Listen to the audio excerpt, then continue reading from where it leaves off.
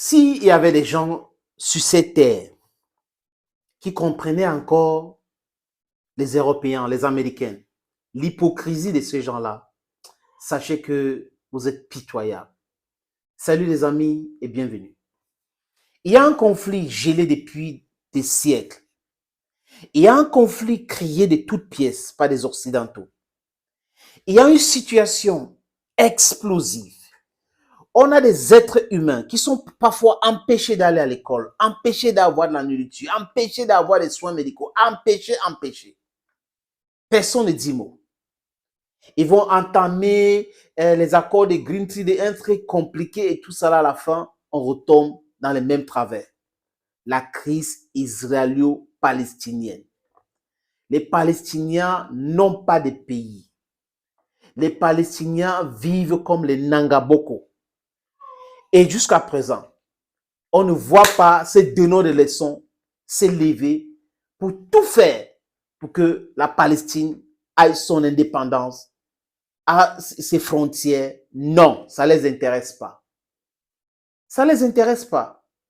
Ils soutiennent plutôt les turiféraires en Israël. Surtout Netanyahou. Parce qu'en Israël, on a eu des personnes formidables qui ont voulu de la paix. Ishak Rabin, qu'on a assassiné. Lévi, on a beaucoup de personnes, Simon Peres, beaucoup qui ont voulu de la paix, qui ont discuté, mais à la fin, comme la situation actuelle profite à certaines minorités, dont il faut continuer avec ce désordre. Et pendant ce temps, c'est le peuple israélien, les civils israéliens qui souffrent des bombardements, des attaques. C'est des civils, ou c'est le peuple palestinien, à sa grande majorité, qui souffre, qui subissent les attaques de la police israélienne, de l'armée israélienne. 2000 hommes, 2000 à Jenin.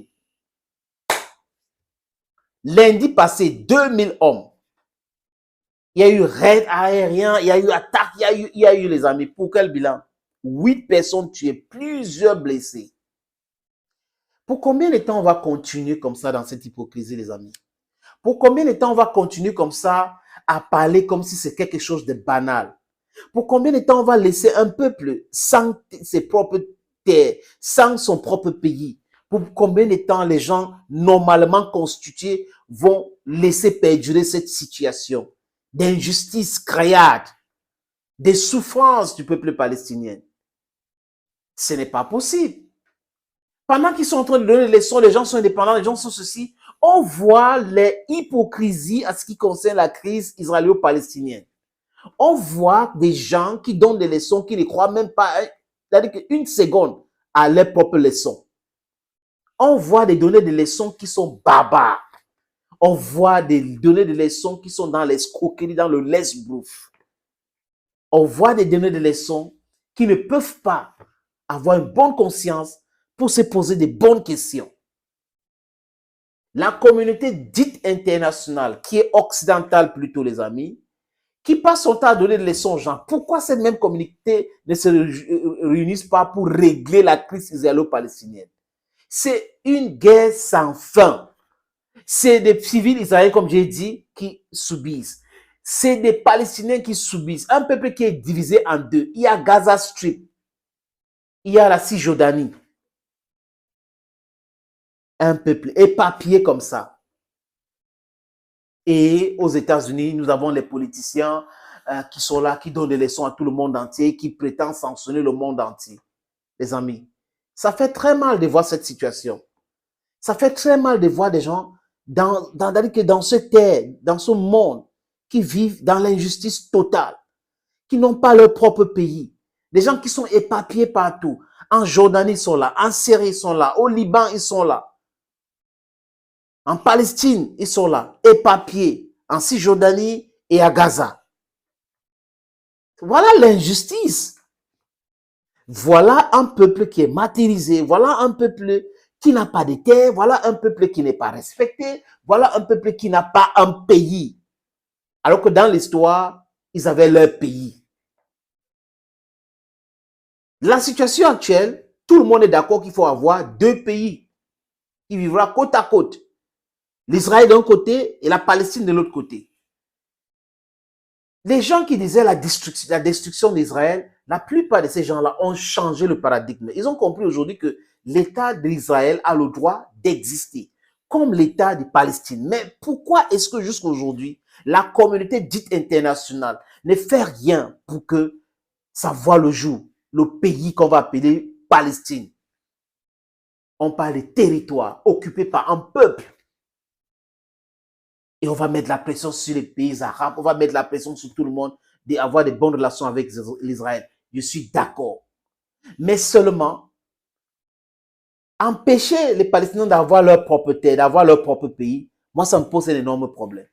Si la Palestine avait ses propres pays, on ne serait pas en train de parler de l'insécurité en Israël. Parce qu'on devait avoir les frontières. Mais on n'a pas de frontières, on a des gens comme ça qui sont contrôlés par la police israélienne, qui ne sont pas libres de leur mouvement. On a un territoire qu'on a appelé Gaza Strip, les gens qui sont dans une grande prison appelée Gaza, parce que c'est la prison. Et les gens vont nous raconter du n'importe quoi. Les amis, je vous suggère de regarder cette petite vidéo qui nous parle de la situation des Palestiniennes. Ça fait pitié, les amis. Bonsoir une fois de plus. Bonsoir, les amis. Et ça dépend à l'heure où vous allez regarder la vidéo. Ici, c'est le soir. Je ne sais pas si c'est le matin que vous allez regarder cette vidéo ou c'est dans l'après-midi. De toutes les façons, les amis, nous sommes obligés de faire cette vidéo. Même quand les conditions ne sont pas réunies, même on n'a pas un bon éclairage pour ce soit le matériel de l'éclairage a eu des petits soucis, mais on est obligé de faire cette vidéo. Regardez, les amis.